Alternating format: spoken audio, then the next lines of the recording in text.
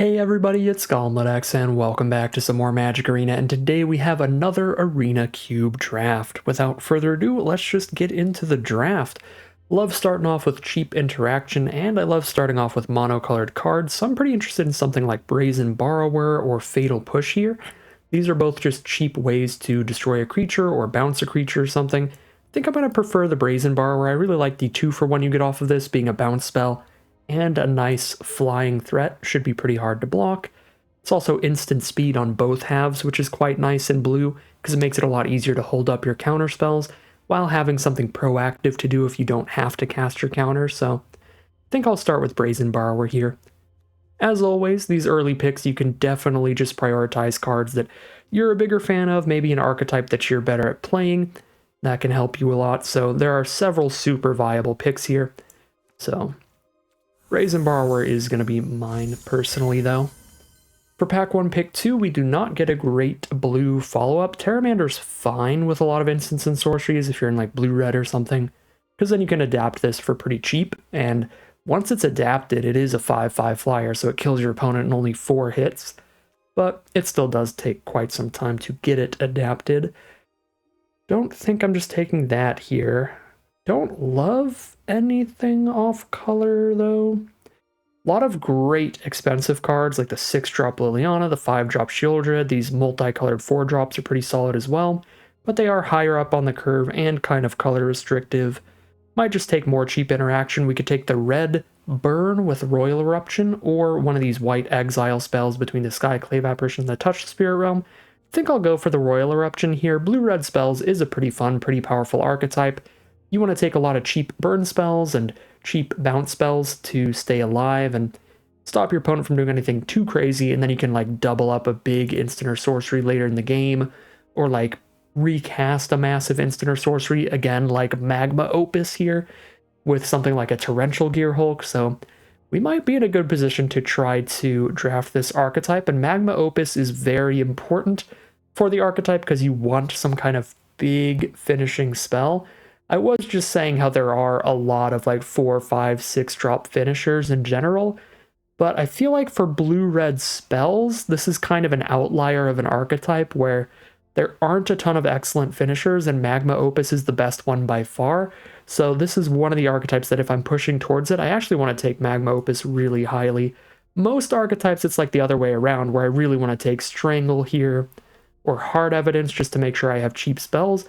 But that's something that the blue-red spells archetype is really good at. There are tons and tons and tons of cheap interactive spells in this archetype versus not as many kind of big finishers that are premium like Magma Opus here. So kind of opposite land here, drafting the blue-red spells deck and prioritizing Magma Opus over the cheap removal there. But now we can go ahead and take the Disallow counterspell. I think this is pretty great. Not a massive fan of Jin-Gitaxias. 7 mana is quite a lot, and you can just have this get killed relatively easily. I mean, I guess it counters your opponent's first instant sorcery or artifact, so they have to spend 2 spells to kill it. They have to cast an instant or sorcery to get countered and then cast their removal spell on it.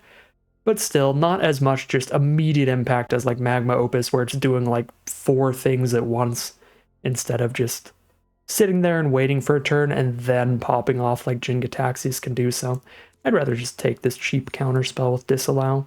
Thassa's Intervention's nice as well for the flexible counter spell. Pretty easy exclude here. This is a creature-heavy cube. Creatures are still pretty important in the vast majority of archetypes.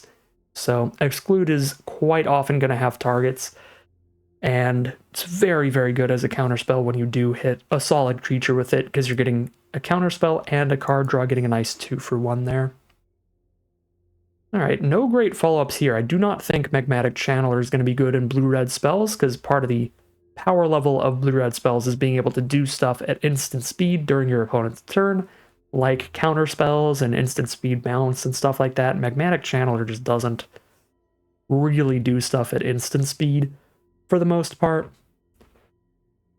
Might still be the pick to cut people off of the color, or I could just take like a blue-white duel in case we find some decent white stuff to splash, and we're less tied to red than we are to blue, so maybe we do head in like blue-white or something if things go weird, so I'll actually take the duel here. Get a little bit of a backup plan here, and it looks kind of nice, because maybe we could take Sphinx's Revelation here. Very big card draw spell late in the game. It's also instant speed, which is super important to blue decks in this cube, because one of the strongest things blue decks have going for them is the amount of instant speed stuff they can do, so they have tons of options with what they want to cast. I do really like Supreme Will. This will still be really good even if we go blue-white, and Sphinx's Revelation will obviously only be good if we go blue-white, so Supreme Will is a little bit more open.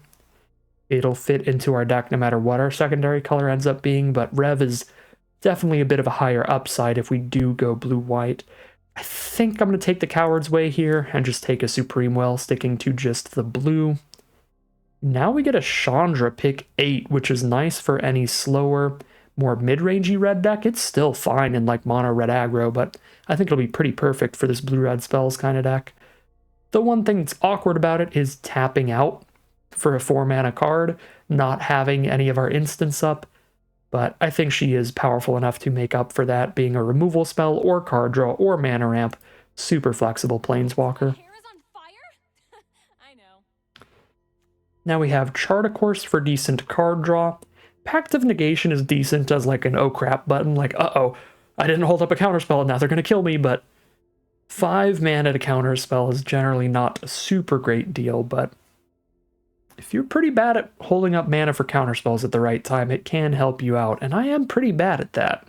So we could take the Pact over the Chart a Course, because we also just don't have a lot of cheap creatures to attack with. This is just draw 2, discard 1. I guess I'll take Pact here, but it'll probably be one of the first counterspells we should cut.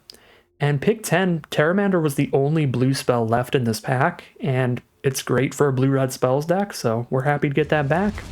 I think we are in a great archetype here in Brotherhood's End, another fantastic card for this deck.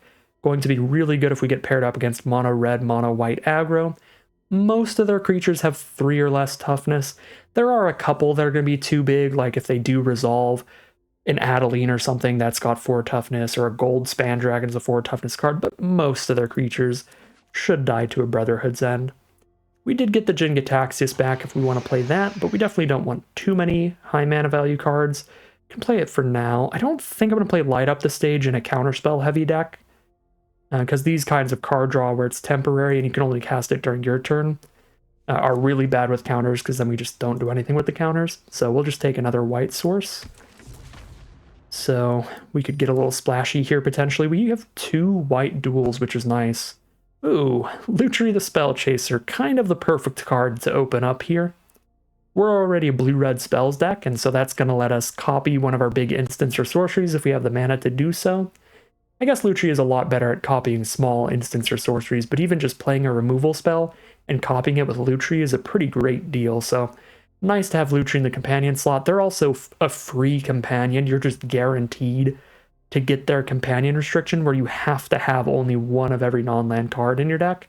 Well, in Cube Draft, you're already only going to have one of each, so pretty easy Lutri there. Pack 2, pick 2. Now we get a Neutralize versus a blue-red duel. I think I'd rather get the blue-red duel. Our mana costs are looking very restrictive. Brazen Borrower and Disallow need double blue. Brotherhood's End and Chandra need double red. And those are all 4 mana or less cards, so getting stuck on mana can be pretty bad for us. Take the Dual Lander of the Neutralize, and maybe we'll get the Neutralize to come back. That would be pretty nice. Pack 2, pick 3 really does not have much for us. I think I'm just going to take another Dual Land like the Dark Slick Shores. I suppose Rona's playable. A little looter, draw a card, discard a card every turn, and eventually you just flip them into a big threat. Don't think Krenko is great for this more controlling deck, though. Yeah, Rona or Dark Slick Shores. I'd rather just take a Dark Slick Shores. I don't think I'm going to be that excited about Rona. So get a little bit of speculative fixing. What I will be very excited about is Haughty Djinn, and I'm going to take that over Third Path Iconoclast, since the only people that can play Third Path Iconoclast are dedicated blue-red decks. But Haughty Djinn could go into any other blue deck, so it's less likely to come back around. We obviously would be a pretty big fan of having both of these cards, but I'll take the one that is more likely to get scooped up first and keep the one that's more likely to wheel in the pack, since we've got a chance of getting both of these spells if we take this. Brainstorm's also fine, definitely solid, but until fetch lands are on Arena, it's not going to be incredible where you can always shuffle away whatever cards you put back.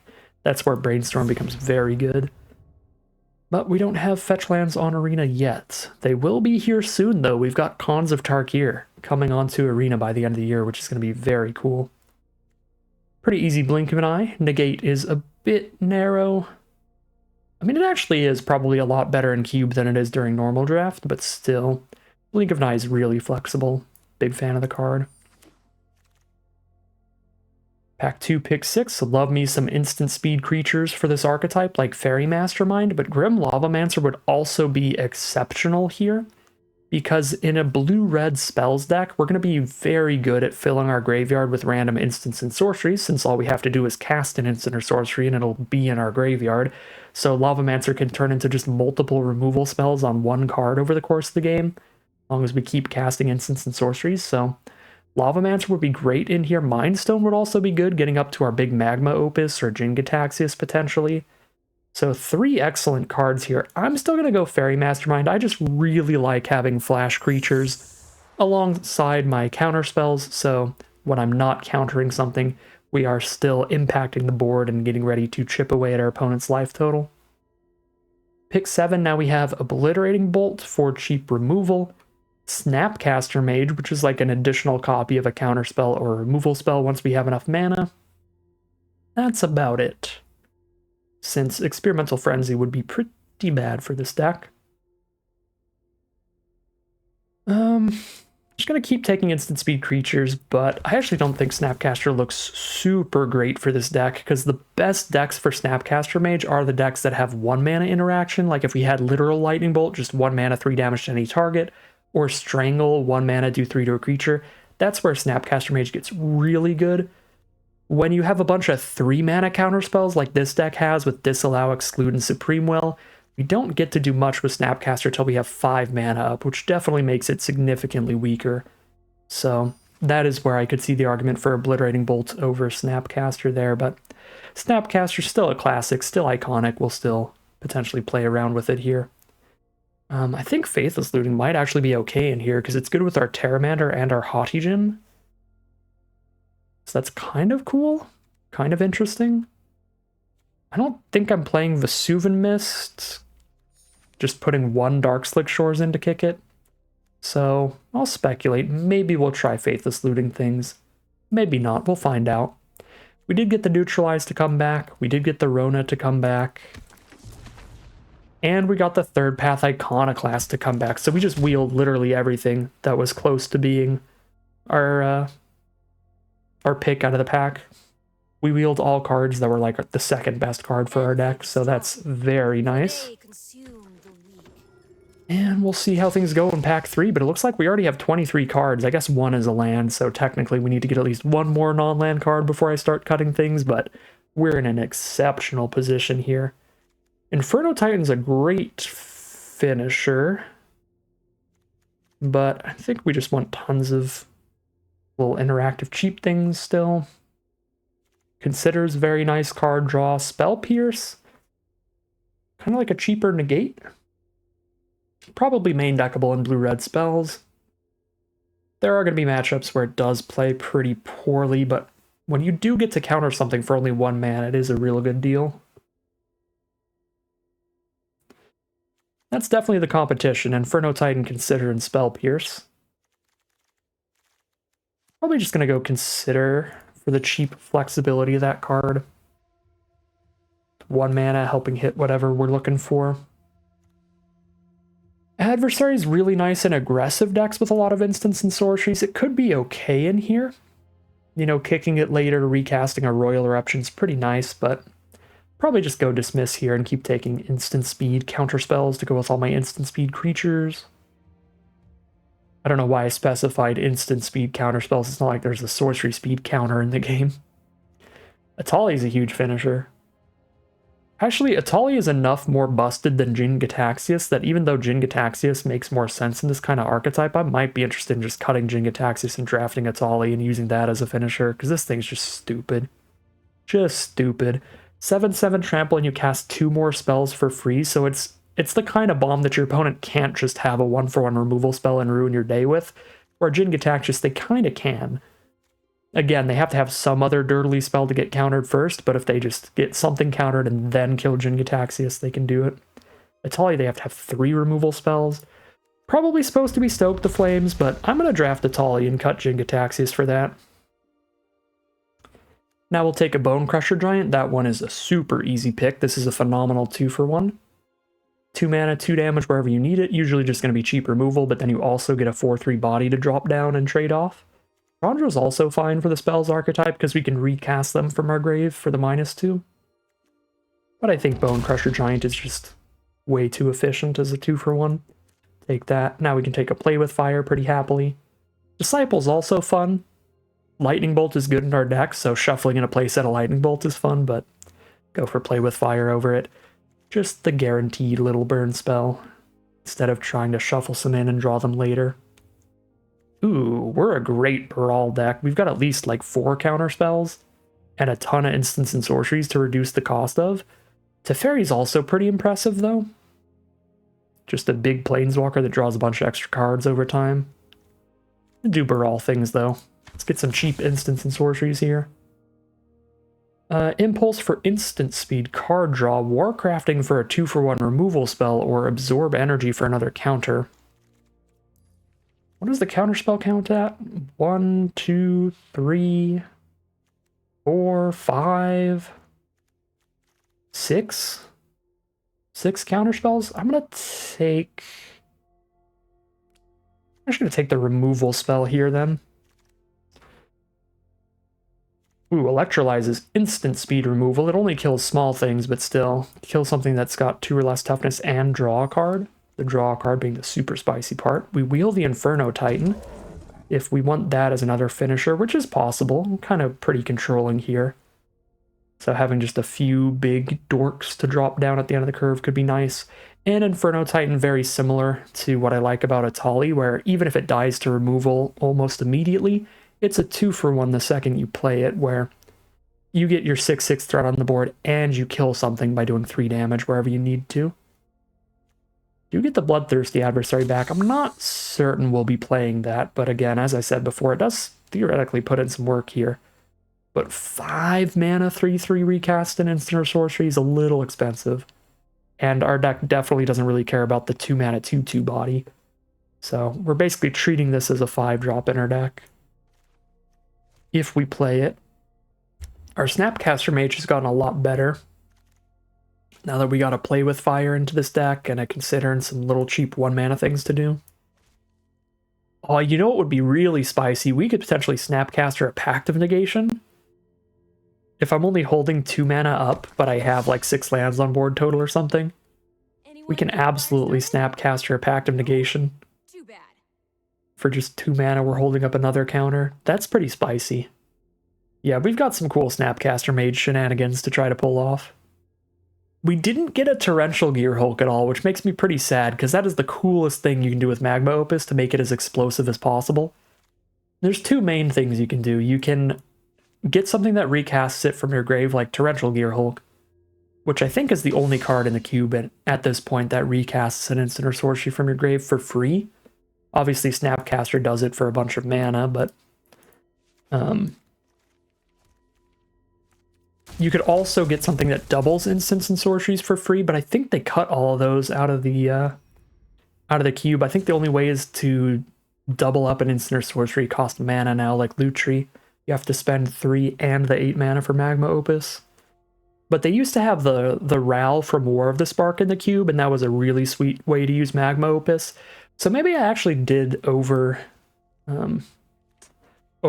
this Magma Opus. Like I took it too highly here, because I was thinking about some sweet combos for it that aren't actually in the cube anymore now that I think of it. Because there was also Mizzix's Mastery in the past that would let you recast any instant or sorcery from your grave for just 4 mana. So you could discard it and then you could Mizzix's Mastery. So yeah, there's kind of only one really good thing to do with Magma Opus anymore, which is discard it, get a treasure token, and then cast Torrential Gearhulk to recast it, which is still really excellent. So if we found a Torrential Gearhulk, it would still have been incredible. And I'm still going to play it in this deck. I just think that there's actually a lot less ways to utilize it and make it busted than there were in the past. So that's a little bit sad. Still going to be playing it, still going to have that on the top end. So we've got 9 extra slots in this deck, so we get to cut 9 cards out of here. What do I want to do with this deck? So, kind of as we noticed as we were drafting, we have a good amount of flash creatures, a lot of instant speed counters, some instant speed burn and stuff, so I think we want to lean into instants a lot and just be this kind of draw-go control deck that just sits here, counters when they play something important, drops our own creature when they don't, maybe burns anything that has resolved underneath our counterspells, and then eventually just finishes things off with a big, just massive finisher, like Titan, Atali, Magma Opus. So I like all of our 6-drops. We don't have a lot of 4-drops. We can keep Dismiss and Chandra. Those are both also incredible. I think we just want to cut down some of our mainly sorcery speed things, stuff that we're just going to be jamming out during our turn. We want to mostly just play a land and pass throughout the early game, stop anything that's too big, and then just play something massive. So let's get rid of like Professional Facebreaker. Bone Crusher is a 2-mana instant speed burn spell. I'll keep the board wipe though, the Brotherhood's End here. Chandra, Acolyte of Flame. We don't care about the first 2 abilities basically at all, so this is just gonna let us recast things, and we still have to spend the mana. Right, we have to cast Chandra and then -2, and then also spend mana on whatever we're recasting, so I don't actually think that Chandra's gonna be great. Keep the Electrolyze for instant speed burn. Warcrafting is sorcery speed burn, but it is a 2-for-1. It's pretty bad with our counter spells. If I just hit a bunch of lands and a counterspell, all I do is draw land off of this, but that's still fine. I mean, kill something, draw land. But again, it's one of our most expensive burn spells and a sorcery speed burn spell, so I'll put it to the side here. If we end up with more than 9 cards in this cut pile, then we can start putting stuff back in, and I think Nahiri's Warcrafting would be one of the first cards I'd like to bring back in, but definitely the first card I've seen that's certainly on the chopping block. And I think I'm just going to keep all of my instant speed burn, instant speed card draw, instant speed creatures in the deck, so we keep Neutralize in. I do like Haughty Djinn as an earlier kind of finisher that maybe draws removal as well. I think it'll be good in this deck. More instants, we'll keep all those in. 2 mana now. Bone Crusher certainly stays in. Iconoclast is sorcery speed, but it can give us 1,000,000 blockers as we're casting all of our spells, which is nice. That helps keep us alive a lot, so another one that's going to be one of the first that I put back in, but still put on the chopping block. Iteration is just way too good as card draw to pass up on. It's like 2 mana draw 2, basically. You just play this on turn 3. The card out of the top 3 that you choose to exile is your land for turn, and then you play that as your land for turn. And then you just put whatever spell you see from the top 3 into your hand. So pretty much always 2 mana draw through, which is insane. Eruption, great efficient removal. Channeler definitely doesn't seem great, because we'd want to use this ideally during our opponent's turn, because then maybe we hit a counter spell or something. We have so many instants, but then if I don't hit an instant, I just hit a land off of it, it's pretty bad. Could be like a 2 mana 4/4 if I want to beat down, but we're going to be a lot more controlling. I don't think we want to beat down. Adversary, 5 mana, kind of a lot. Not doing much with it at 2. Snapcaster's instant speed. Rona is not doing anything fancy. Mastermind's great. Blink of an Eye's instants. Baral is reducing the cost of a lot of our deck. Plus, we have enough counterspells to probably draw a card, discard a card a few times. So this is probably just like a fancier version of Rona, which means it could be on the chopping block, but we're definitely cutting Rona before Baral, because Baral's just better. Yeah, I'll put it in the pile. Play with Fire, definitely staying. Faithless Looting, we didn't really find any synergies for. We don't have any graveyard recursion or flashback. We've got like a tiny, tiny bit, but not enough to make Faithless Looting super worth it, in my opinion. We do also have like Haughty Djinn, can get bigger for dumping stuff in the grave for it, but I think I'm going to put that in the pile and actually insta-cut it, but that's probably fine. I doubt it's coming back in. Terramander, I think it's still fine. I think it's worse than the Haughty Djinn, most likely, because this is just like immediately impactful. Terramander doesn't really do anything until we adapt it, and it's super easy to kill until we adapt it, but it shouldn't be that difficult to adapt for us. I guess some of our instants and sorceries count as creatures and not instants in the grave, like Bone Crusher Giant and Brazen Borrower, so I don't know. Might be a little awkward. If I'm cutting any more creatures, I'd rather cut Terramander than the Djinn. Play with Fire is definitely staying in. Consider staying in. Pact of Negation, again, should probably get cut, because if you're very smart about when to hold up your counterspells and stuff, this kind of does just play as like a 5-mana counterspell, which is pretty bad, but if you're a little loose about it like me and you just jam out a Chandra when maybe you should be holding up a counterspell instead, it is a very nice backup plan to have. So I'm going to keep it in here. I also think it's hilarious with Snapcaster Mage potentially, because that makes Snapcaster super good. If Snapcaster is just a 2-mana 2/1 that also counters a spell when it hits the board, obviously we have to spend the 5 again during our next turn, but makes it really easy to hold up a counterspell with Snapcaster as well later. So we need to cut 8 more cards. How many cards did I put in the pile? 1, 2, 3, 4, 5, 6, 7, 8, 9. So only 1 card comes back in. I think I'd like Iconoclast the best. It's an army in a can, just a bunch of 1/1s to get blocking with throughout the game. But every single one of these cards, well, almost every one of these cards, I don't think Facebreaker's doing much in this deck, but the majority of these cards have an argument for putting them back in. And there's just so many good cards in the cube. Could play Baral. I guess with Baral, we would have Baral and Haughty Djinn to reduce the cost of instants and sorceries, and that could make our Magma Opus finisher even cheaper, which is super fun, super cute. So Baral's probably the next most exciting, then like Terramander. I think these are the most exciting to me, are these 3. I definitely don't want to cut any lands. We're trying to end the game with 7 and 8 mana spells, potentially, with Atali and Magma Opus. So I'm not going to cut any lands here.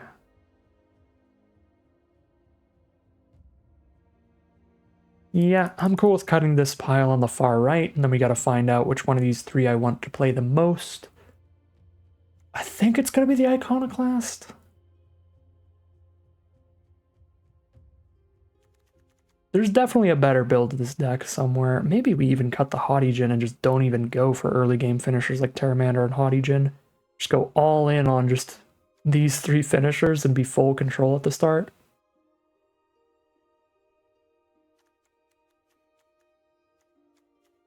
Does not seem like a terrible idea.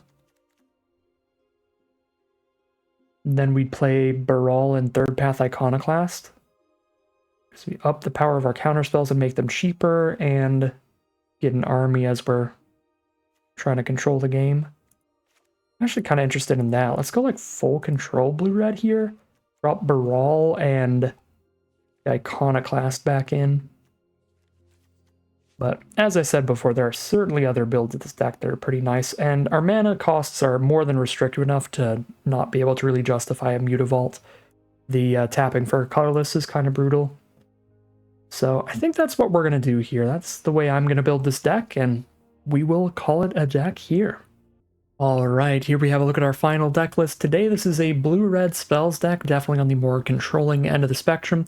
We're going to be doing a lot of stuff at instant speed. Lots of instant speed burn and bounce spells, as well as tons of counter spells in this deck to try to keep our opponent under control long enough just to deal with any of their really scary or important threats throughout the early game.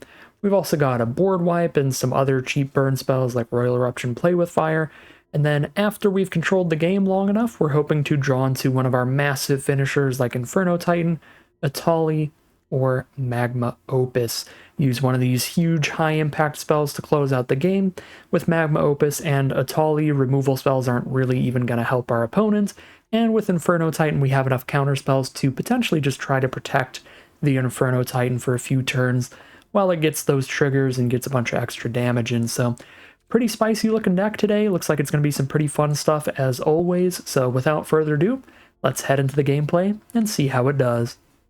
Here we are for game 1, and this opening hand looks excellent against aggressive strategies thanks to Brotherhood's End, and still pretty solid and flexible against other decks with a bounce spell and a counter spell and a card draw spell in the hand.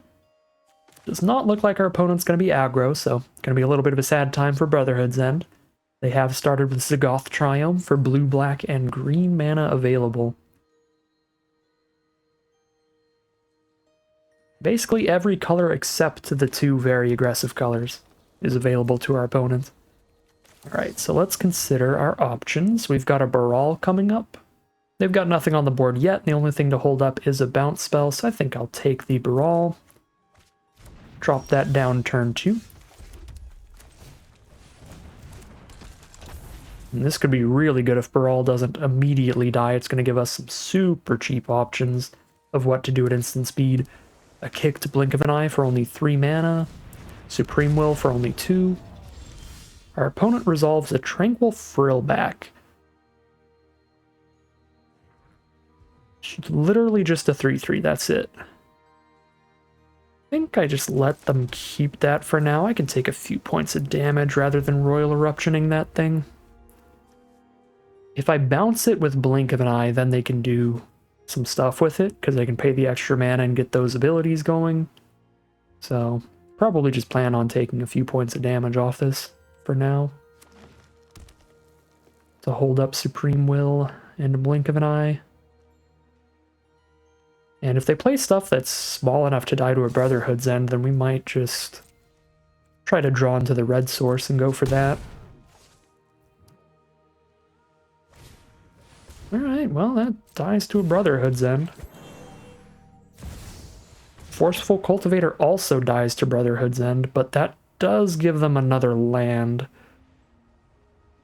towards casting something massive here.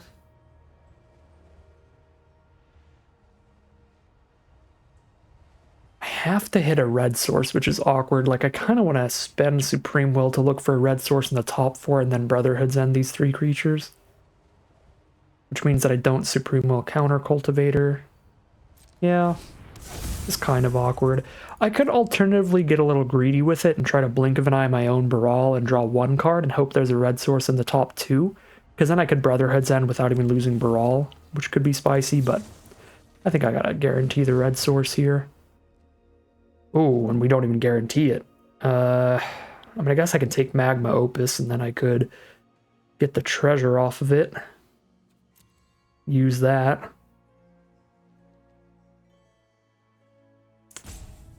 That is not even that great. Bone Crusher any good here? Nope. Only 3 toughness cards that I can target. Could Iteration, but then I won't have the mana to cast Iteration and Brotherhood's End, because that's going to cost 1 of my red mana to cast it. Alright, awkward. I guess I just take Opus for later, and we might not be able to Brotherhood's End here. We cannot. Unless I discard my Magma Opus. Which might be worth it. Still have a Chandra coming up for later. Yeah, that really didn't work out. I can't believe we couldn't find the red source there in the top 5. Yikes. Still just hold off here. I can at least just block the Cultivator and take 3 from Frillback. And then I just Blink of an Eye whatever massive card they're trying to ramp into here. Nissa. Oh my god. Brotherhood's End does hit Planeswalkers too, but we won't hit Nissa for enough damage. Blink of an Eye's non-land permanents? Yeah, so we can't bounce their land. That would be super sweet though. So now I can blow up their land with Brotherhood's End as well. So I mean, at this point, I feel like we Blink of an Eye Nissa. Hope to hit the red source, and if we don't, now we just bite the bullet and discard the Magma Opus. Since now I'm blowing up a land too, I'm blowing up 2 mana dorks, a Paradise Druid, and a Forest, as well as a Frillback and a Cultivator. I feel like it's worth it.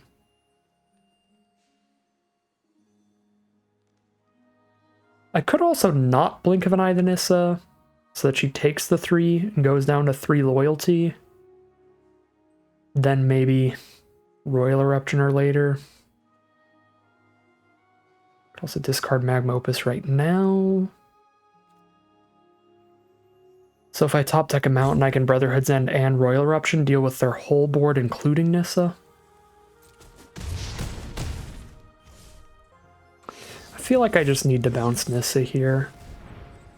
Draw the card and get closer to another red source, and if... Jesus Christ, okay. If I...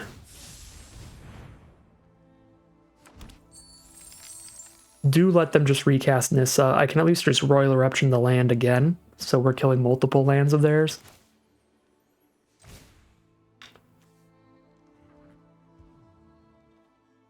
How much would Chandra take here? Chandra would be... If I cast Chandra off the treasure, Chandra would be at 5 loyalty, then take 3, go to 2, but then they play Nissa, untap the land, and kill Chandra. So we don't play Chandra into Brotherhood's End, unfortunately.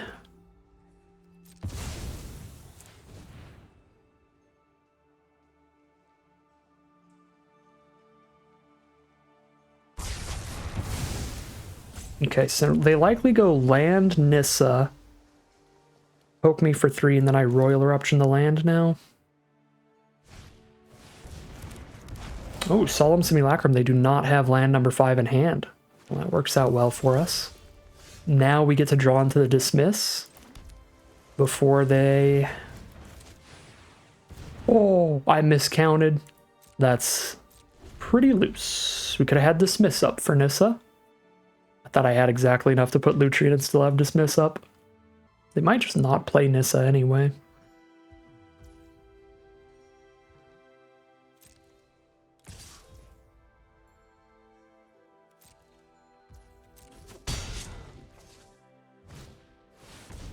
Yeah, they're going to play around the Dismiss anyway. Okay.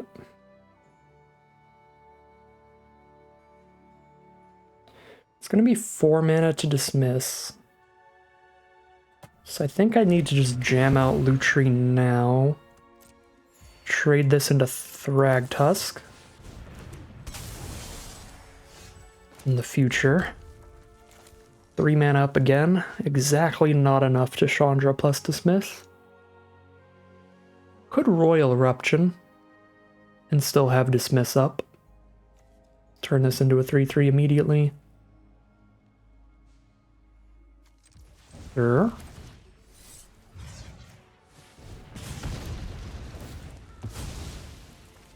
Then Lutri trades into their 3/3 beast and they just have a 2/2 left on board. Alright. The miscount on Dismiss was super bad, but I think we probably would have ended up playing the exact same way anyway. We would have just done something else instead of Dismiss, so I still had Dismiss for Nissa. And I guess it actually, in hindsight, somehow played better, because we wouldn't have had the Lutri in hand to flash out if I didn't get that mana investment out of the way. So, played the wrong way and got rewarded, which does happen sometimes. Happy to miscount there, I guess. Now we hope they just jam out a giant creature so I can exclude and then start using Chandra's card draw to take over the game. It's not a giant creature, but still good enough to need to counter that. 2/1 body on the board when we're at 7 life, plus they get their best spell from their graveyard back to their hand. They can still flash it back with the Eternalize later, but not yet. So now we're drawing an extra card every turn. Obviously not if we hit any counters. That is the rough part of this Chandra in her deck. We really like this Chandra for the ramp ability and the minus ability to kill a creature. The +1 ability much better in the aggro decks. These two abilities great for our mid-rangey controlling deck. Oracle of the Alpha. No counterspells for that, so they're going to get a copy of the Power 9 into their deck. Black Lotus, Time Walk, all of the best cards ever printed. Ancestral Recall. The Moxes. Luckily the Moxes are pretty bad draws for them at this point. They're basically just lands at this point. Okay. Pausing during or upkeep. They got a Vendilion click then? Tear Asunder. Okay, so they're just making it so if we have a counterspell, we have to spend the mana during our turn. Fair enough, I don't have a counterspell. This is a waste of my time. Land number 10, let's go.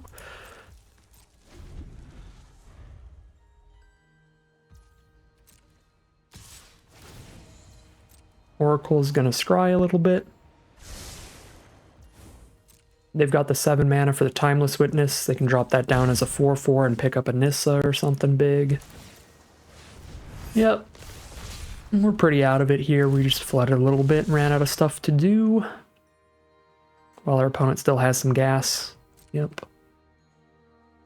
What do we got now? Do I have to just cycle this and draw a card and hope for the best?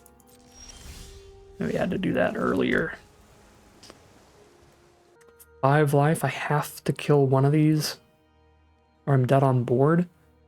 I actually still just die, because even if I kill the 4/4, they just play a Nissa and hit me for 5 with Nissa and the Oracle. So I have to kill the 4/4 and top deck something to stop Nissa, potentially. So we'll see what the draw is. Play with Fire only scries if I shoot their face, so don't need to order it differently. And it's just another land, so can't counter Nissa. We are dead to Nissa plus Oracle. Alright. Rough game to start it off. Definitely didn't play things out perfectly, but our biggest misplay actually ended up in our favor, weirdly enough. So I don't think there were any lines where we could have changed the outcome of this game. Biggest stuff was our mana really working against us. Early, not just having the double red for Brotherhood's End, having to cycle Magma Opus to stay in the game was brutal, and then late we just hit a ton of lands in a row, so mana really not working in our favor starting off this draft, but hopefully we can turn that around as we head into game number 2. Here we are on the play for game 2 with a turn 2 third path Iconoclast and a bunch of interaction. Super into it. Got a Neutralize and a Petty Theft from our Brazen Borrower for a bounce spell and a counter spell. Got a Chandra for removal. There's the Brotherhood's End. That's going to be a little awkward here. They're starting with a Triome, and we actually have kind of an aggressive hand. It's not a hand where I'm super big fan of Brotherhood's End, but I said that last game as well, and then it played well anyway. And if I find another red source, then we can actually Brotherhood's End just to blow up their Ornithopter of Paradise, which could be spicy. So we just hold all of our mana up and send the Iconoclast in. See what's up. Spara's headquarters is blue, white, and green mana. So they could just be blue-white control, but they could also be anywhere up to 5 colors between Spara's headquarters and Ornithopter. And that looks pretty 5-color to me. I think I want to counter the Simulacrum here. Keep them off of another land, because they're already at 4 mana. The Simulacrum not only gives them any basic that they need on the board, but it also gets them a 2/2 that draws them another card at some point. So we're just going to keep jamming in with the Iconoclast and holding up counterspells, I think. Trying to keep them off their mana here. Impulse is fine. We might Petty Theft the Ornithopter of Paradise to slow them down. They'll have to recast that to get their mana up again. So Petty Theft on the Ornithopter, putting it back to their hand in their end step seems pretty good to me. Okay. They play a tapped Irrigated Farmland, which is blue and white mana. Okay. They are in the end step, so we will bounce the Ornithopter. And get a 1/1 on the board. And now I still get to hold up Disallow next turn and cast a 3/1 flyer if I don't cast the Disallow. which is excellent. I mean, I am running technically one more island than mountain in this deck. Actually, I think it's technically 2 more, but it's still a 10-8 split, something like that. Because we have a dual land in here. Maybe we should go back to just 50-50 split, but the idea was we only really have 2 early game double red cards, which are Brotherhood's End and Chandra. We've just drawn both of these cards. We've drawn both Brotherhood's End and Chandra, as well as one mountain in both of our first 2 games, so the mana is just literally working as poorly as possible. Because it's not just that we're only hitting one mountain, we're also hitting our only cheap red spells, our only cheap double red spells in each game. Okay, so we resolve Karuga because it's literally just a 5-4, which is fine. I can just start getting him with Brazen Borrower instead. Hold Disallow for something more important. Could consider and try to find the next mountain. Yeah. Could be something to do during our main phase. Magma Opus? Well, it happened then, because I'm going to keep Magma Opus. Worst case scenario. I'd have to turn the Opus into a treasure token again. I would be pretty unhappy with that, but guess it's possible.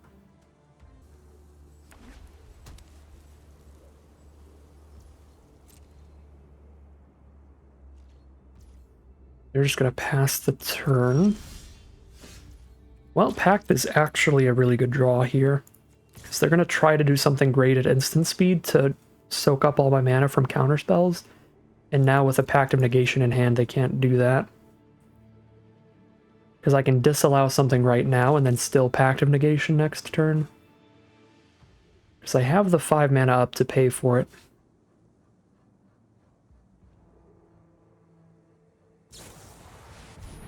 Settle the Wreckage, a single Brazen Borrower? I actually think that's just worth it for me.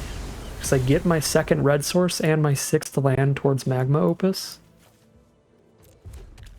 Not presenting a clock on them anymore, but I get to hold up Disallow and Pact of Negation, so we're pretty safe here, and the mountain is valuable.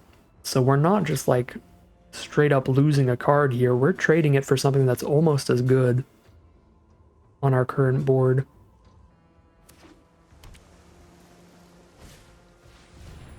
Alright, Ornithopter's fine. They already have, what, 7 mana on board?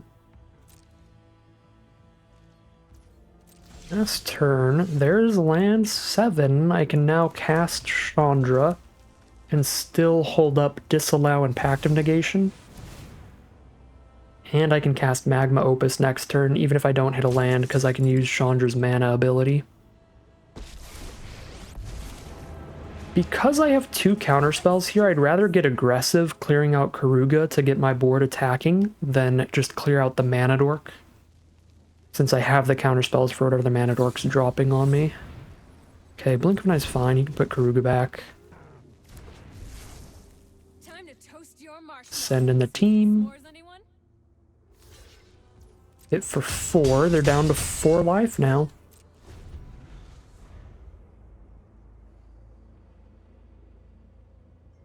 They just replay Karuga, I'll be like, okay, that's fine, because we can just Magma Opus and tap 2 of their creatures, while doing a ton of other things. Also just shoot them in the face for 4, I guess, with Magma Opus. So there is that. We don't even have to click anything else except their face, if we resolve a Magma Opus. But yeah, if they resolve some creatures that like don't do anything crazy when they enter the battlefield, I'm just going to let them happen. Since worst case scenario, we can still tap them down to find lethal if they gain some life incidentally.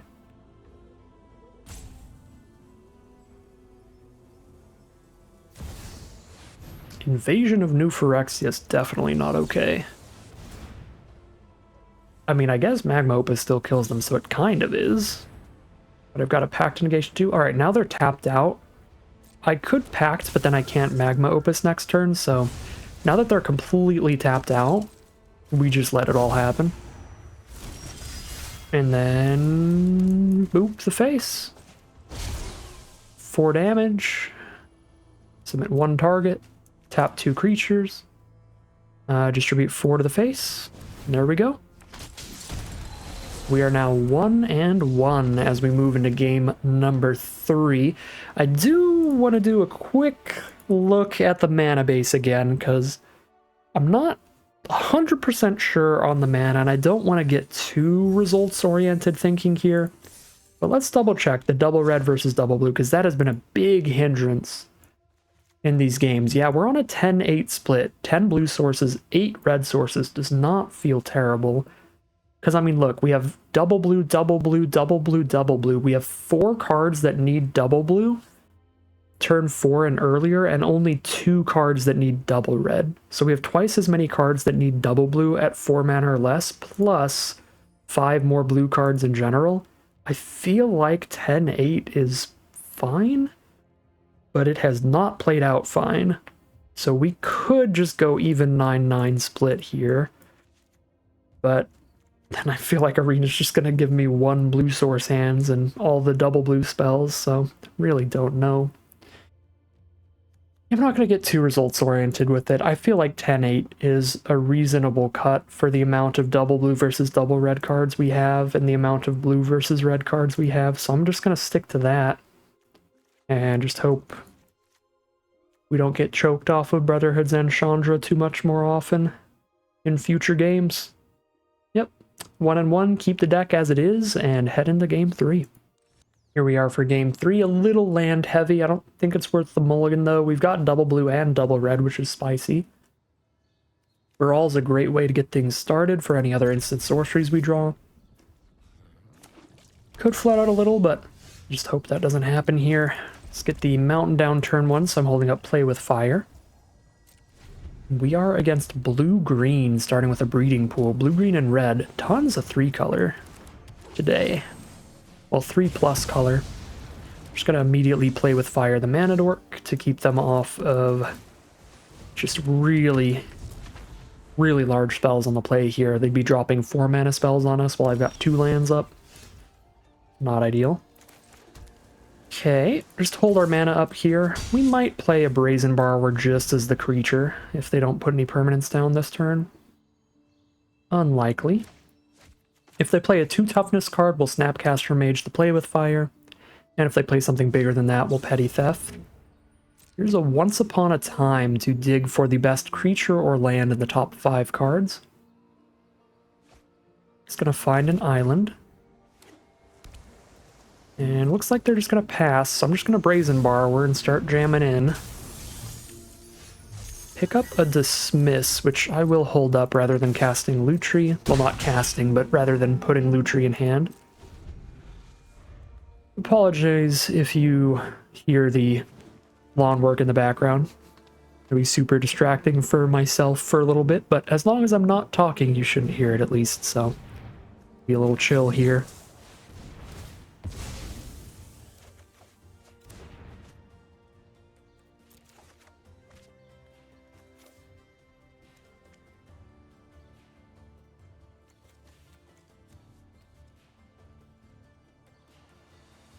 I'm going to discard a land here. I feel like I can find another off of Iteration.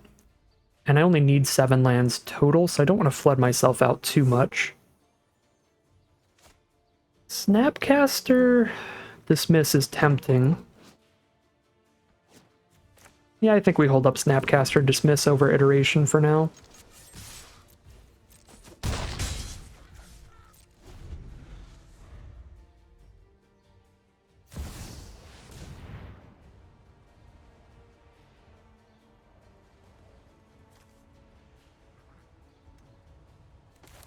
I think that's good enough to dismiss.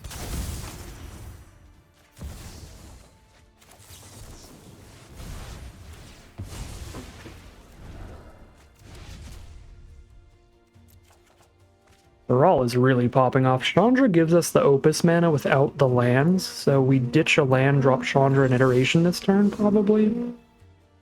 Alright, apologies. I'm gonna have to edit that out for sure. He's literally just weed-whacking my window. Yeah, I'm gonna Iteration first here and see if we find a counter. We do. So let's draw the counter spell. Put the Titan back. Play that as land for turn.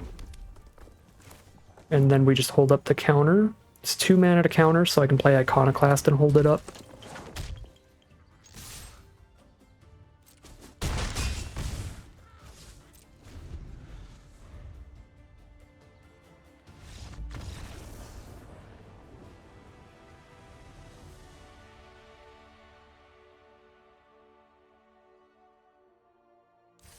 Alright, major apologies to my opponent there. They had to sit through me sitting for a moment. I tried to gather my thoughts with a weed whacker right inside my ear. And apologies to you as well, listening if you heard that a lot, but it should be edited down. I'm going to cut out the audio of my mic when it gets super bad. So, I'm going to take a small break here, but then we'll be heading into Game 4 as soon as I can hear myself think again. Alright, here we are now for Game 4, and the mountains still hide from us. We might mulligan here. We basically already have a 6-card hand because we have a double red card and no mountains. It's kind of like I already mulliganed into 4 lands, Blink of an Eye, Brazen Borrower. I feel like our average 6-card hand can be a little better than this because it can at least be like a mountain, 3 islands, Blink of an Eye, Brazen Borrower to help with any red cards we top deck, so I think we have to take the mulligan here. Okay. Ditch the Magma Opus here, and then this hand is still not great, but probably is better than the 7. I guess I could ditch Pact of Negation and use Magma Opus for a treasure, potentially. Pretty weak hand. I don't think I can mulligan down to 5 now, though. Although we're on the draw, since opponent's on the play. It's got a loot tree to put us back up a card. I'm not loving these hands. I'll take another mulligan here, go to 5. Wow. Okay, Arena does hate me today. The mountains are non-existent in this deck. Snapcaster is basically a 5-drop with this hand because we have to wait till we have Disallow or Exclude Engrave and then Snapcaster one of these 2 back. I guess I gotta just pray that they're not gonna do anything till like turn 4. Wow. I guess I accidentally cut all of the mountains in between games or something. There's a Bone Crusher. So our opponent starts with turn 2 Paradise Druid on the play. So they're on the play plus 2 mana rocks. So they are very far ahead in mana. There's a red source. We do indeed have them in the deck. If they don't cast anything crazy, we can stomp the Paradise Druid after they attack or tap it or something. But they're probably going to play something good enough to counter this turn. That is definitely good enough to counter. So I'll exclude that, and if they attack with Paradise Druid, that would be beautiful. Although, actually it wouldn't be that great, because I don't have the mana to stomp the Druid while still holding up Disallow, so I'm actually just not going to do that.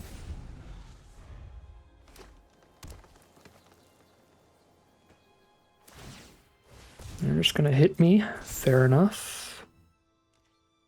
I feel like we take the damage here. There are some 3-drops that could be worth countering. Not a ton of them. We know they're not doing anything bigger. I mean, they're tapping all their mana dorks.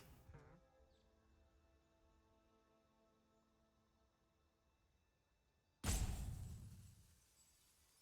guess it probably is worth preserving the life total a bit here. Just a green-blue 3-drop. Okay, it's just a neutralize, so same difference would have happened either way. Now I've got a Fairy Mastermind and a Disallow.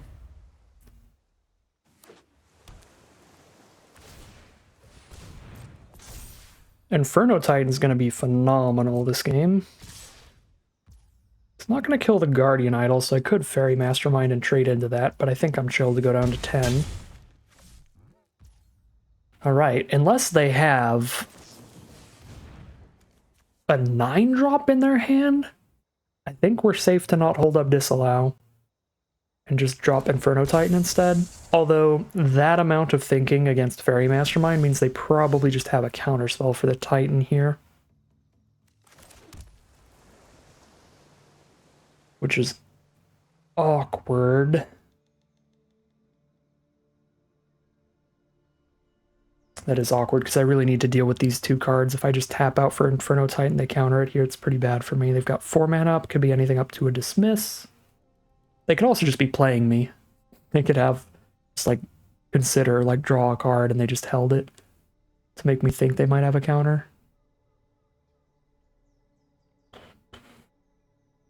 Played a little safe here. I mean, it's only 4 damage a pop. I mean, now that I consider the possibility of them having just a counter spell here, I might actually just be trading Fairy Mastermind off. Which I didn't think was something I would want to do, but I'm already up in cards, so I can afford to trade down. I should have realized that earlier and just traded Mastermind on blocks. Okay, so it's a blink of an eye to put it back in her hand. I don't think I can afford to not have a disallow up. In case they have an Emrakul or something insane they just couldn't afford yet. Only attack with Paradise Druid, that's suspicious as heck. Definitely not just slamming down one of these to trade. If they're not also attacking with Guardian Idol. Sublime Epiphany would be horrifically bad for me. Hydroid Krasis is also horrifically bad because counterspells don't work. I can disallow the trigger so that they don't gain 3, draw 3, but then the Krasis itself resolves and I have nothing to deal with it. Big yikes. Alright, real good card against control.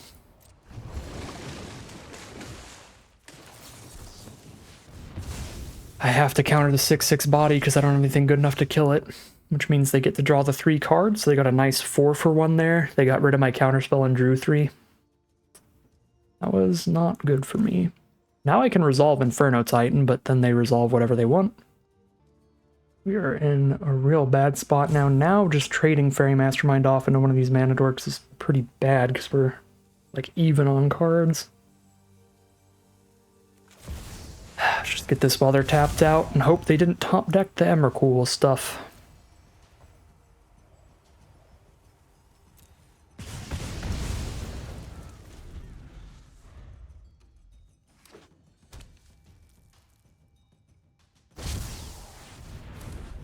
That can't be countered.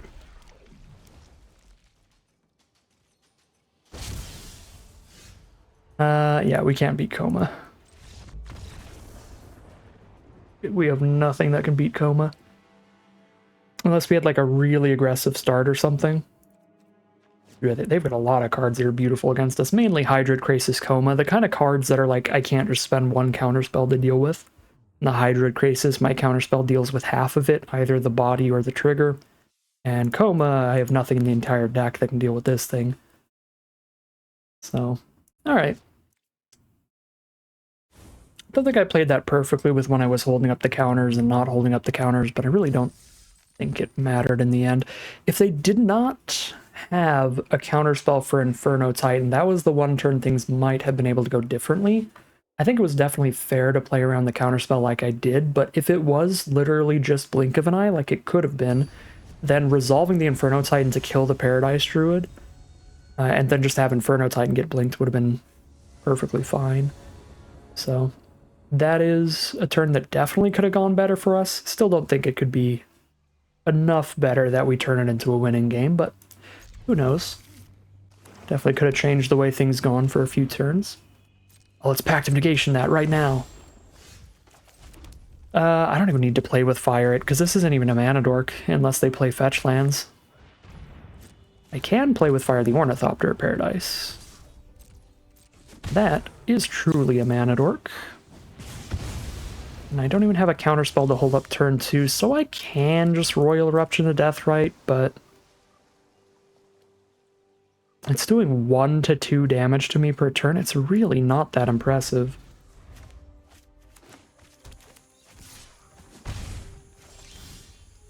Alright, now we're holding up a Supreme Will.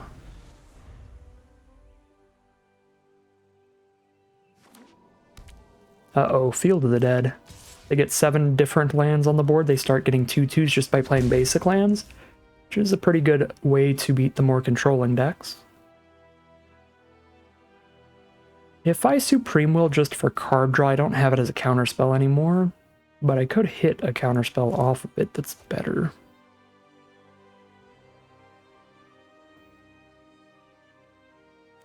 I think I'm just going to go full counterspells this game. Counter anything mildly threatening until we can play Atali and then try to win off of Atali. Yeah, Field of the Dead, another card that is a great finisher against control because we can't do anything about the land, and it's going to make every top deck in the late game a threat that we have to deal with, which will be hard to do. And they're just going to pass again, alright. I'm cool with each player just passing every turn because we will be casting an Atali.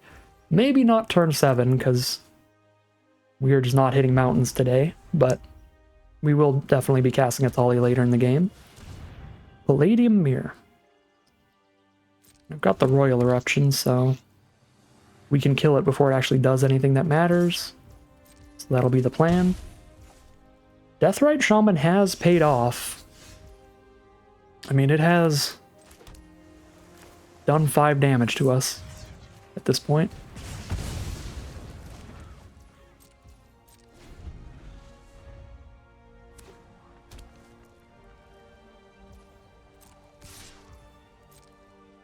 Will we top deck a mountain and play Atali on curve? Or what are the odds that this triple black 4-color Field of the Dead deck has counterspells? It feels really unlikely. I think I Supreme Will to find the red source to just slam Atali down next turn. I think that's the play.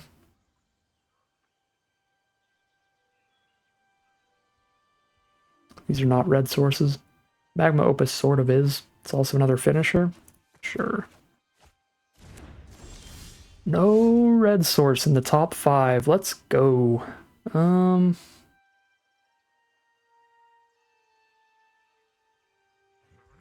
Flash in a Fairy Mastermind and draw some cards next turn, I guess. Still only taking 1 damage a turn on board. It's land number 6. They play 1 more unique land and they're going to get 2/2 zombies on every land drop, which is pretty bad for me.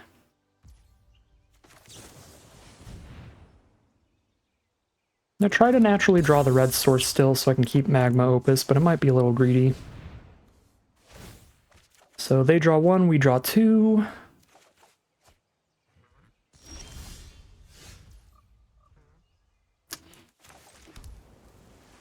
Okay. We do not have the red source yet. I'm at a point now I can at least actually block the Deathrite. So we just cast the Iconoclast and then still have Pact and Negation Consider up. And I guess I might as well put Lutri in my hand because Pact is 0 mana. Although I could use Fairy Mastermind again for 4 instead of Lutri for 3.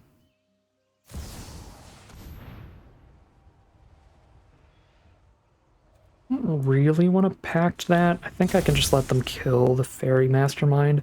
Since Pact is my only counterspell, I think I'll just let them kill that. Alright. And then since I can't use Fairy Mastermind during their turn where it's a draw 2 for me, I will just do the Lutri thing. Hellish Norn, double up their permanent ETBs and counter mine, so they would counter Atali's ability? Yeah, I cannot let that happen. That's the main point of Atali. Alright, so we're gonna have to wait on Atali. Because I have to spend 5 mana next turn now for the Pacts.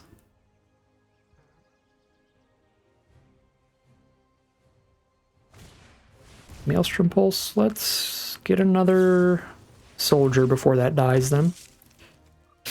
Blue source, get out of here, blue sources. Oh my god. Another blue source? We're halfway through our deck, we hit 1 of our 8 red sources. Exactly halfway through now.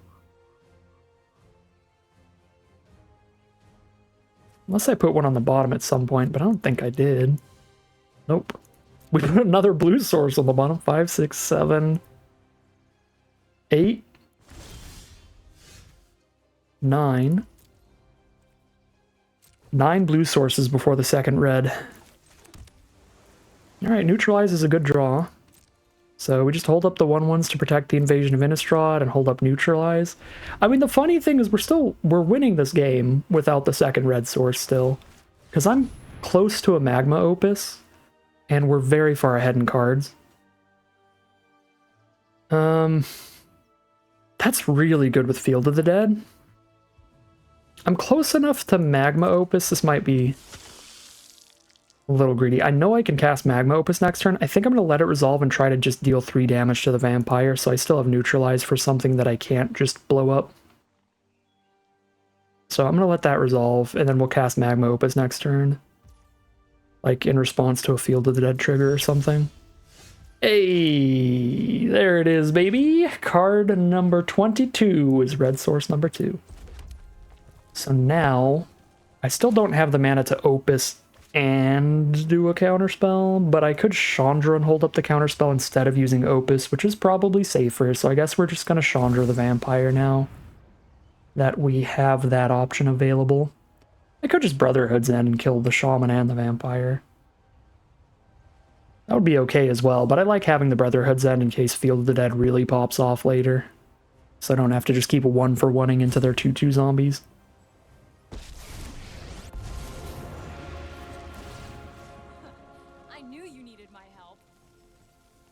I did, Chandra, I really did. Appreciate that.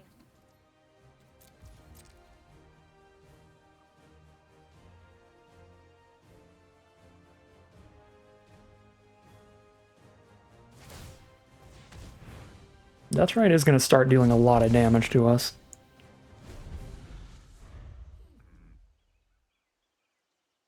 Yeah, it would have been a pretty reasonable time to Brotherhood's End. That was probably the better line. I think this is still fine. But we are assuming some extra risk here. Now I've got a Snapcaster up. 7, 8, 9 mana. I need 3 mana for neutralize. If I plus Chandra just for mana instead of cards, then I can Atali and still have neutralize up, which feels super spicy. Could also Magma Opus and still have the neutralize up, but I'll do the big sorcery speed threat here.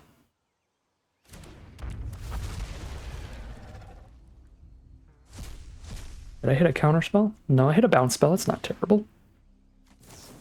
I only got a 1-drop out of their deck, though, which is sad. We do not want to kick.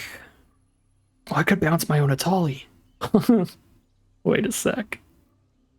Is that worth it? Probably not, but I like respinning the wheel. It's probably not worth it, but I'm like, these cards aren't that great in terms of Atali hits, so I guess I'll try again next turn.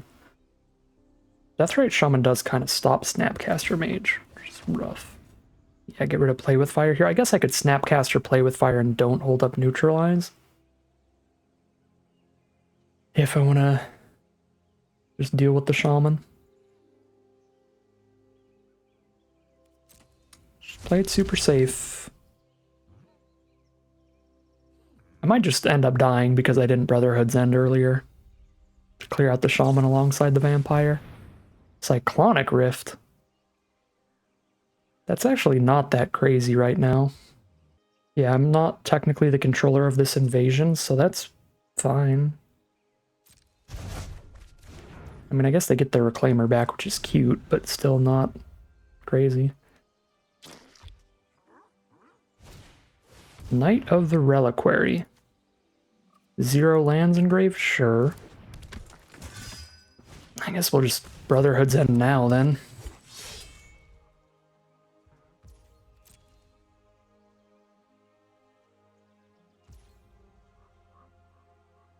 Yep, I think that's the line.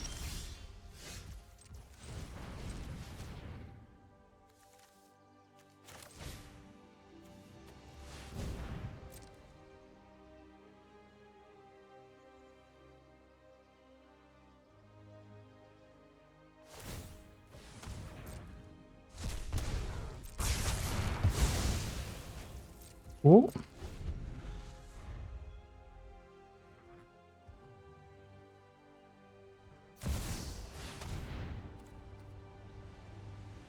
Yeah, I don't have any removal big enough to kill that thing. We'll counter Elesh Norn.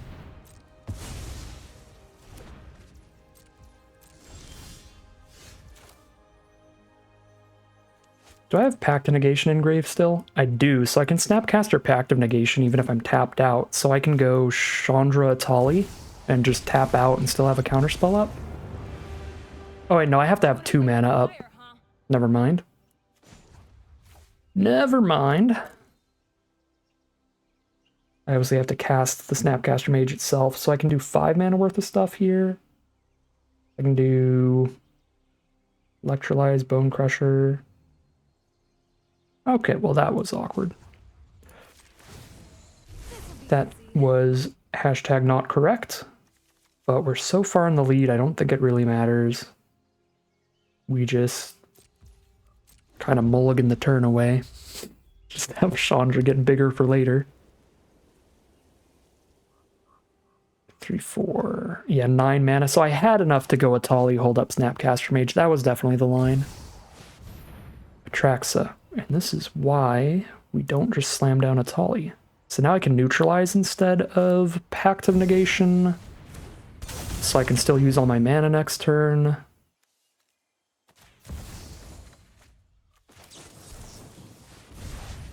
I guess I could Supreme Will also. But I don't think I'm going to be bouncing my Snapcaster and doing that again later, so we're good. Yup, you're going down. What are we hitting this time? Baral, Fiend Artisan.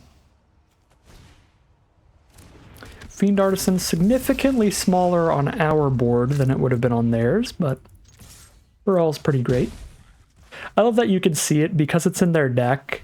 Arena's like, look, it's got 9 creatures in grave, and then it goes to our board and it's like 2 creatures in grave. Invasion of Fiora. So there goes our current board, which is fine. Yeah, we got no interaction for that. That's chill. They're down to 1 card in hand. We've got a massive Chandra and a ton of spells here. So we are still a-okay. 11 cards in deck. I think that I can afford to double Opus here. Draw 4. 9, 10, 11 mana. 8, 9, 10, 11. I have exactly enough without having to pay for Steam Vents. The thing that I'm worried about in terms of affording to do this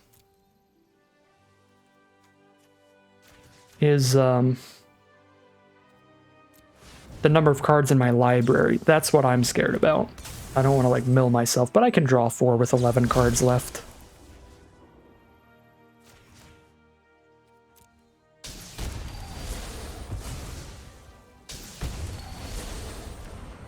Alright, well I never thought that was going to happen, but we actually got the mana to Lutri double Magma Opus, which is spicy.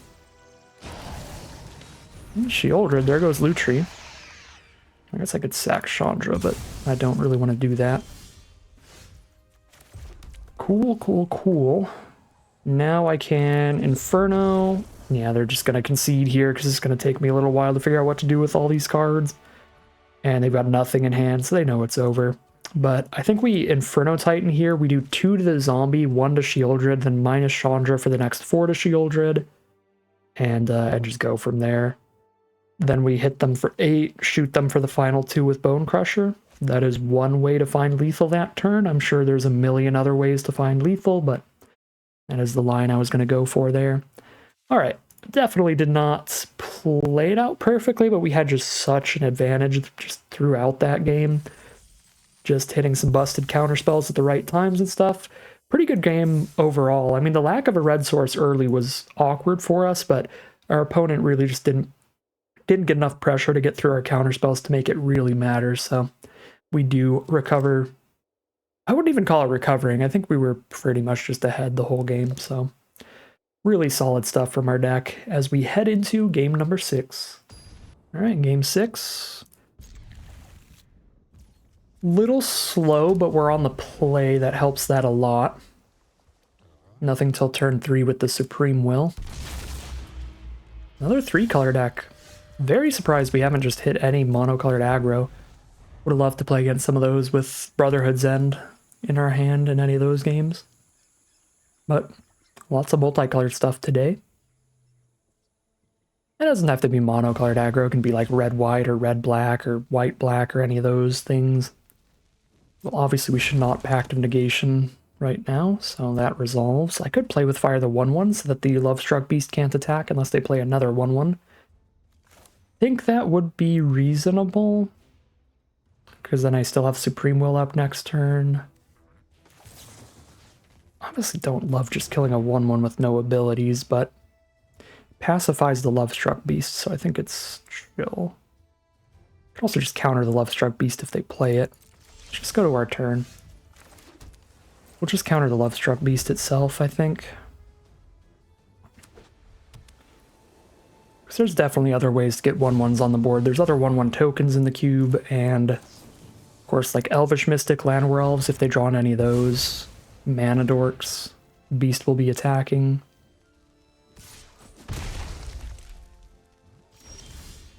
Neutralize, so we still have a counterspell up. I could consider here, if I hit a blue source, it'd be fine, but if I consider and then don't hit a blue source, I don't have Neutralize up, and I really want to have my counters up. Werewolf Pack Leader. I cannot kill that with a Play with Fire, so I guess we're neutralizing again. Keeping this early damage off of us, trying to get as much time as we can to go Chandra into Atali. If I just have 5 lands total, it's enough mana, because Chandra can give me 2, as long as Chandra survives. No red source here. Okay, I'm going to consider right now, so that if I hit, there we go, red source, I play that this turn. Specifically, if I hit Steam Vents, I could just play Steam Vents tapped for the turn. I guess I actually still would rather just play an island right now to threaten a counterspell. But having 3 red sources up next turn, if I top deck another, could be good, because then I can Chandra and play with fire. Yeah, let's actually play the red source. So that if I do top deck another red source, we can Chandra play with fire in the same turn, without having to get the mana off of Chandra. Essica's Chariot. Well, that's horrible, because I'm 1 mana off from Pact of Negation because we missed a land drop. And that card is incredibly powerful. So I can at least play with fire 1 cat, and then they can't crew it till they play another creature, and then I can just Pact of Negation the next creature that they play to try to crew it. Because if they crew it, we're going to fall behind real quick. They start attacking for 4 every turn, and creating more tokens, so they get another 2/2 every time it attacks. So I could Chandra and still have Pact of Negation up. I really don't want Chandra to get killed. That's the problem. Because I want Chandra alive next turn to cast Atali, but if I cast Pact of Negation, then I'm not casting Atali next turn. I'm spending 5 on Pact. The Pact Chandra Atali 3-card combo here is working a little awkward.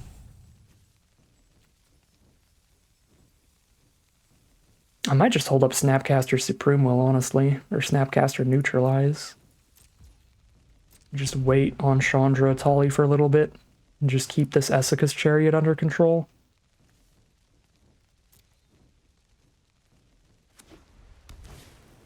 Luminarch Aspirant. It's good enough to crew the Chariot, so I think I packed that so I can still counter something else this turn and get a Snapcaster out of nowhere, maybe. And we're just going to pay for Pact next turn.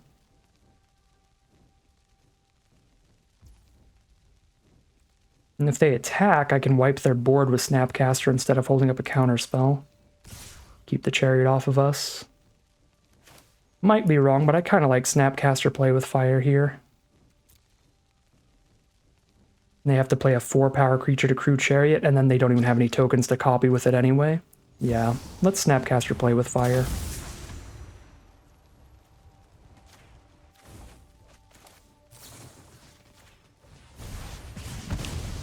Doesn't really matter which way I do this. I'm just clearing the board so they don't have any tokens. We can do any way there. Wedding announcement. Well, they have tokens again. Rough. Oh, they attacked with 2 creatures. So they actually don't have tokens yet.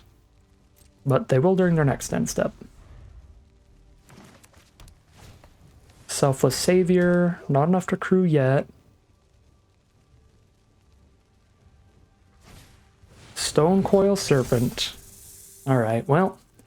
We're taking 4 right now. Next turn they start getting a token every turn. Do we top deck a land? That would be beautiful. That is not a land. That is not beautiful. If I could play Chandra and Blink of an Eye, that would have been great. Instead, I guess I can still play both if I use Chandra for mana, but instead I think I have to just be on Blink of an Eye Disallow. We might even just blink right now, so they can't just crew Chariot with the Serpent.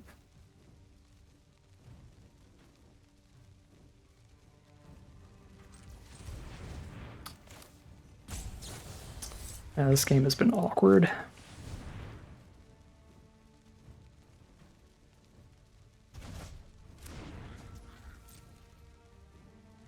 Not a fan of the things we have been stuck having to do here. Oh my god, now they're going to draw extra cards every turn. I could disallow that, but then I just get slammed by a gigantic Stone Coil Serpent, plus Eska's Chariot. Alternatively, now they're just going to draw another card, but at least they don't have the gigantic Trampler, and we don't take... Oh, they still have so much gas. I mean, I guess they drew extra cards off Wedding Announcement. They're about to draw an extra off the Sentinel. Just gonna make it a 1/1 to crew Chariot and still have 4 mana up, I guess. Well, let them resolve a 1/1 then.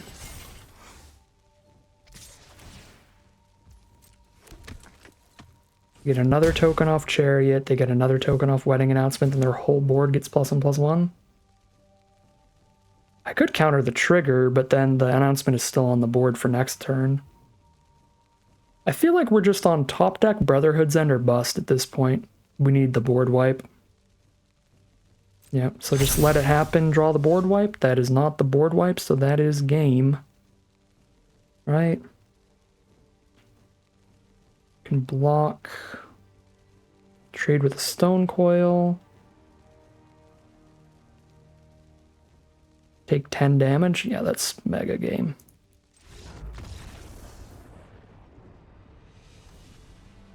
But that is going to end our deck here at 3-3. I think this deck was pretty great. I think it was better than that. When we didn't find the really bad matchups, I think it was looking pretty exceptional in the games that it was winning, but we found some rough matchups today. We lost one game to just really bad mana, just not finding the second red source. And our other 2 losses were just rough matchups again. The loss to Coma, our deck just can't deal with a gigantic uncounterable Serpent that keeps spitting out more creatures. We just scooped to Coma and they cast a Coma, so that was going to be the free loss there. And round 3, or our final loss, I guess round 6, they just had a lot of 2-for-1 cards, like Love Struck Beast was 2 creatures on 1 card, Esika's Chariot was 3 creatures on 1 card, Wedding Announcement was also 3 creatures on 1 card, so with all of that kind of stuff, we couldn't find like 1-for-1 trades with our removal or anything, and just not having those counters up at the right times for those was rough too, where I had the Pact of Negation, but I'd missed a land drop, so I couldn't counter the Chariot. I think Chariot was like one of the big winning cards that game. Chariot and Wedding Announcement, those were both incredible, so we could have played that one out better. Maybe we could have pivoted into a win with Snapcaster Supreme Will on Wedding Announcement. If they didn't have Wedding Announcement after the Chariot, maybe we'd still be in that game at that point and have the time to maybe find that Chandra into a Tali, but being on the back foot, being under pressure against so many little tokens and stuff, was making it difficult to find an opportunity to get the Chandra on board and have her still be alive by the time we untap to resolve the Atali. But that's the other thing that maybe could have went differently. If instead of just Snapcastering and wiping all the tokens, we kept Snapcaster for the counterspell for Wedding Announcement, Maybe that can change the course of that game. Alternatively, if we get really bold with the Chandra and just hope she's still around for a turn, obviously resolving a Tali can change the course of almost any game, so that was another line that could have maybe been different. So I think our last game was potentially winnable with some different lines, but the first two, our deck can never beat a coma, and the very first game just did not have the mana to do what we needed to do. So 3 and 3, it'll be a little sad for the deck, but solid overall, 50-50 win rate. Not the end of the world, and we will get 2,000 gold back out of the event, as well as some nice random rare rewards. I guess just one random rare at 3 wins. It is Croxa, Titan of Death's Hunger, one of the really sweet escape titans from Theros Beyond Death. That is some nasty stuff right there. Very, very cool card. But that is going to end today's video. As always, I'd like to thank my patrons and YouTube members for their support, as well as you for watching the video. If you'd like to see more videos like this, you can always like, comment, and subscribe to tell the YouTube algorithm to send you some more in your recommended feed. If you'd like to catch me live, you can check out the Twitch channel in the link in the description below. If you'd like to support the channel directly, you can check out the Patreon link in the description below. And other than that, as always, thank you very much for watching, and I'll see you all again very soon for some more Magic Arena.